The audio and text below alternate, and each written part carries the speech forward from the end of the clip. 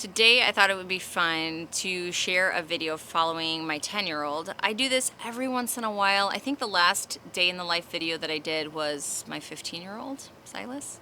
And so today I thought it would be fun to do Jeremiah. He is smack in the middle of the lineup. Our kids, we have 11 kids, and their ages 18 down to 1. And Jeremiah is right in the middle of that. Sometimes he's quiet on my videos, and I think you guys don't get to see him quite as much, so we thought it would be fun to do a video, follow him around today. So let's see, it's the end of July here, getting close to the end of July. I think we have 1 week left, and so we're right in the middle of a lot of things coming in the garden, so we're doing a lot of preserving.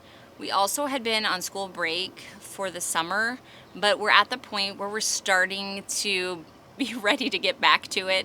And so the way that I handle that is introducing just one subject and then eventually adding a second subject until we're getting more into a rhythm as we move into fall. And so I'm going to show you all of that. And tonight we have a really fun event at church, and so we're going to be bringing you along to that as well. Now, all of my kids have farm chores and house chores. Jeremiah is currently on moving the rabbit tractor. So we have all of our rabbits in different locations, and one group of rabbits is in what we call a rabbit tractor out in the front yard. And so every day they have to be moved and given fresh water, and in this way they're constantly having new grass to eat. So it's really an ideal and free way to raise rabbits. So Jeremiah just has to pull this rabbit tractor to a new location, fill them up with water, and then he's good to go. He's also a great helper in the garden. He has his own garden space, as many of the younger kids do, and he's also just very helpful with the main space. So today we are going to be making pickles, and so we are wiping those cucumber bushes clean. There's actually a lot of larger than I would prefer cucumbers on the plants, because it's just been really busy here this week and we haven't gotten out to the garden in a couple of days. We have been on school break for a while. We took a long break this year. So I found that the best way to kind of get back into a routine is to bring subjects in a little at a time. So you know, if you've been around here for long, that we mostly follow what I call a delight-directed learning style. So we figure out what the kids' interests are, their passions, the things they're good at, and we kind of allow them a lot of time and resources and space to pursue those things. But in addition, to support that, we like to make sure that we're covering the basics, talking, you know, what did they used to say, reading, writing, arithmetic. Just learning the basics, because the basics will support whatever it is that your child does as they become an adult. And so for years now, I don't even know how long it's been. Maybe you guys remember over there. It's been years that we have used teaching textbooks for math. And Jeremiah is 10, of course, and he is been using teaching textbooks for a couple years now. 2 years, is that right? It is a great program for people who, if you're a mom that's not super confident with math and you want a program that's going to come alongside you and help your child, because it is an audio and visual program. So like Jeremiah's right here, let's show you what he's doing here. This is a practice problem. But it will go to a problem and let them hear it. It will read to your child. So even if your child wasn't a good reader, they could still move along in this program all by themselves. Problem, you need to answer the question. If there are 17 marbles in a bag and 9 of them are blue, what fraction of the marbles in the bag are blue? Okay, get this problem wrong so they can see what happens, because this is what's so great. So if you get the problem right, you know, you just move on to the next problem. But if you get it wrong, that's not it. They will give you another chance, and then they will also go to see the answer. They will also walk that child of actually how to do the problem right.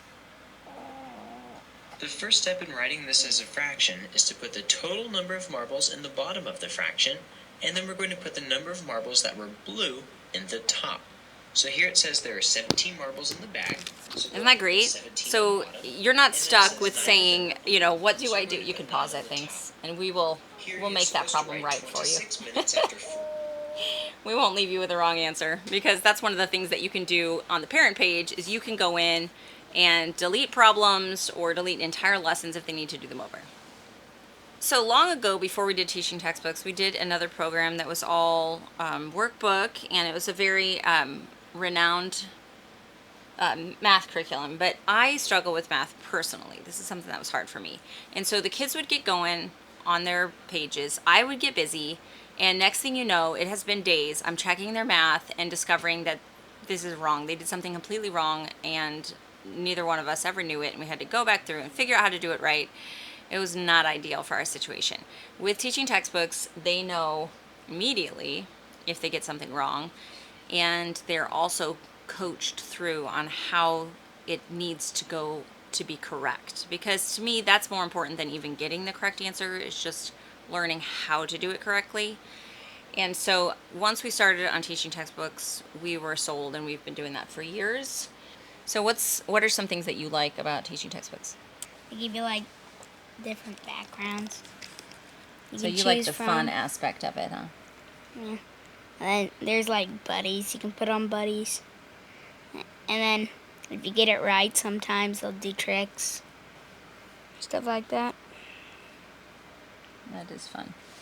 There's a scratch pad here that they can use if they want to write things out. Another thing that I really appreciate is that you can download several lessons and then shut the Wi-Fi off on your device, because I am very adamant about my kids not having Wi-Fi devices touching their bodies like this. It's something I'm picky about.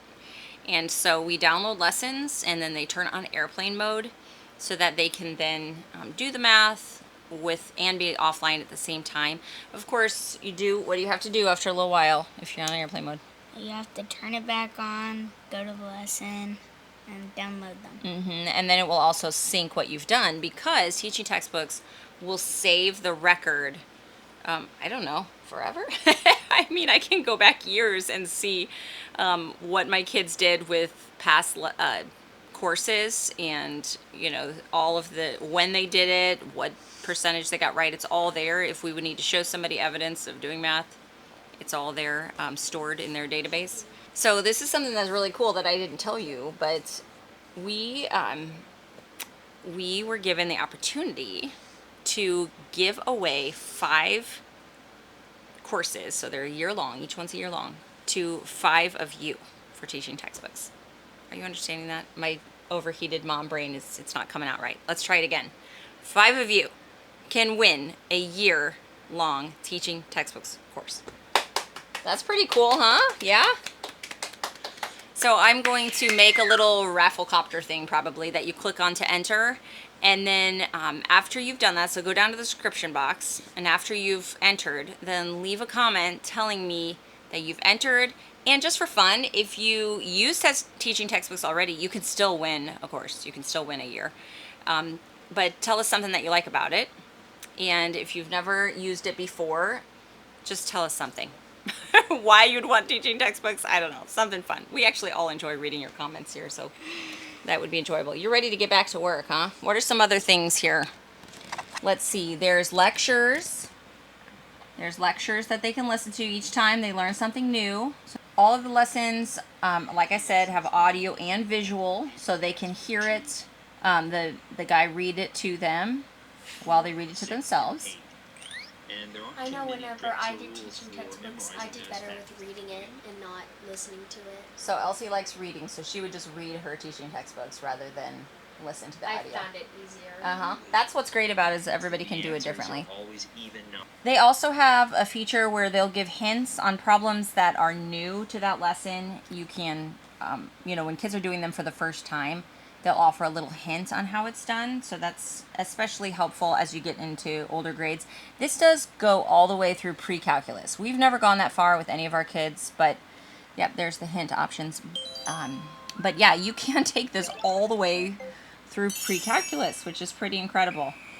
The way the teaching textbooks works is that they're continually reviewing past material as they're introducing new material. And so you have that kind of just continual reminding of what you've learned as you're going forward. So that's worked well for my kids.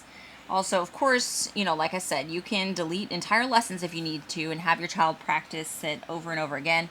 Oh, another thing that's really helpful, especially if you're a busy family like mine, is that you can pause your year course. So you have 1 year to complete that digital course. However, you have pause time. I believe it's up to 3 months of pause time. If you take a week off, or if you go on vacation, or you're just, you know, taking a break from doing math, you can go in and pause a week or more at a time, which will extend the time period that you have to finish that course. We have used this feature a lot. And this is pretty amazing, and it's not a feature that we've used ourselves, but it is there if you need it. They actually have a help hotline. So if there is a problem, like I said, especially as you get in the upper grades, if there is something that you are really stumped on, you can call and talk to a tutor over the phone to help you through that problem, to help you understand. So that's a pretty incredible resource to have for free. Are you amazed by that? Your mouth is open. It's like, what? We haven't used that yet. When Leo was going through pre-algebra, I think it was, we got to a point that I said, maybe we should call the tutor, but we asked Jason instead. So he worked it out. We had our own in-house tutor. Silas is piping up his 2 cents over there because he has done teaching textbooks for a long time. And he's done these videos with me before to share with you guys. And he just reminded me, there's an ebook. So hit this X, get out of that. That's just telling us how to do it. So the entire thing, it used to be long ago that teaching textbooks was CD-ROMs only.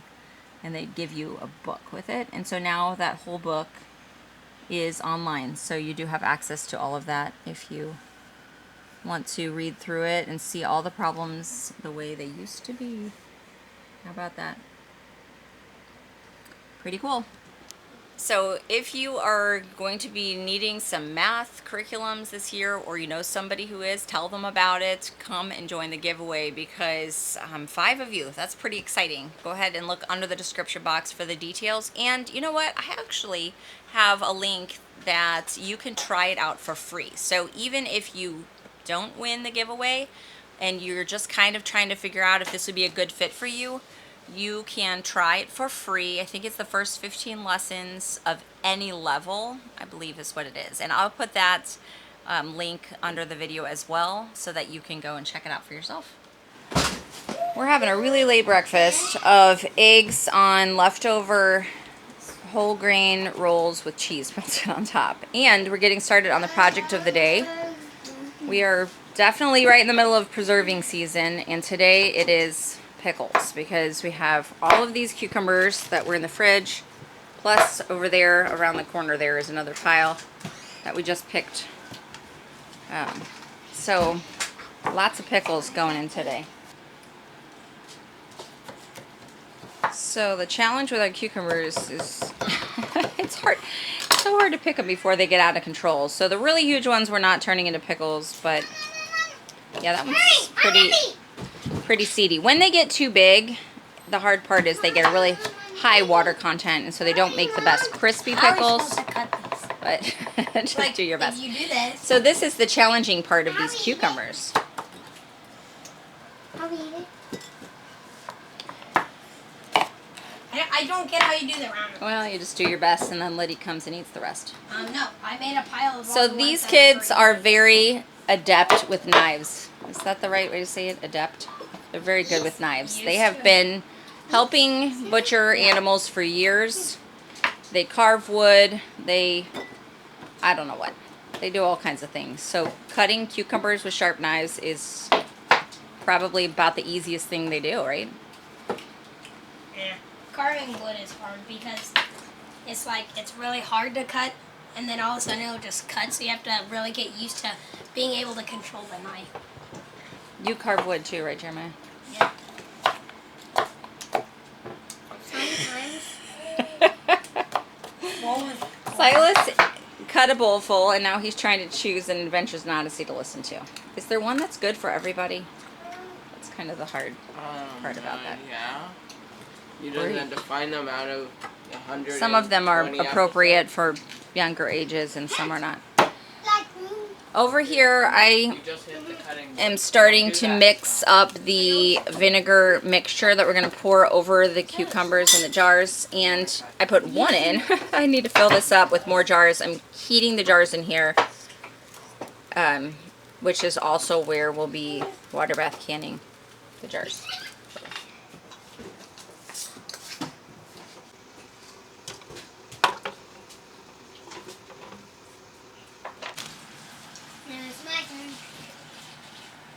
Everett, now it's my turn, Dad.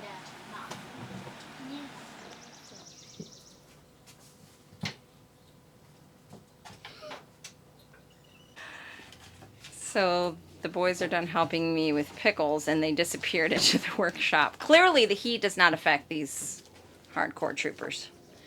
Except for if the sunlight wasn't here. What are we, yeah, the sunlight, what are we making? What have we been making for a couple of days now? Fishing lures out of No, wood. we started yesterday. Was that just yesterday? Man, I thought that was 2 days ago. I have one around here. One that's over there. Yeah, that I just made. Oh, I have to glue in the weights and the hooks. Do you have a finished one to show me? So you carved this first. Somewhere. Carved it, drilled it. Yeah, I was making a swim bait, but I made one. I'm gonna make just that because. So Silas kind of started this. Yeah. No, And I said we should make our own lures. It wouldn't have turned out this good though, Sam. These two. Okay, so Silas and Samuel wanted to make lures, right? Yeah, your sweat's dripping off your face. And now, of course, because the boys are all craftsmen, so everybody's working on it. So you don't have a finished one out here to show me? Not out here. No. They're in the house. Samuel brought me a finished one to show you guys. Isn't that My amazing? first one. And then there's weight on the bottom, and then I just super glued them in. Wow, that is amazing. So you put a finish on it, really? Yeah. It's very shiny. Dipped it in some finish. Clear coat. It'll also help waterproof it and stuff. You guys are so talented. I'm going to Good test job. out our pool. So now we get to clean up our mess. Got a bunch of pickles done. And we made a big mess in the process, but it's part of it. We're going to an event at church tonight, and so we're going to do a 10-minute tidy to see if we can kind of get things in better shape before we leave. Usually with this many people working together in 10 minutes, we can do quite a lot. It is summer fellowship tonight at church, and they do this every other Wednesday night. This is a church full of a lot of young families and kids, and our kids have tons of friends. Tonight there is a band of people from the church playing. Everybody brings food to share, and then kids play outside for a couple hours until the sun goes down and we all go home.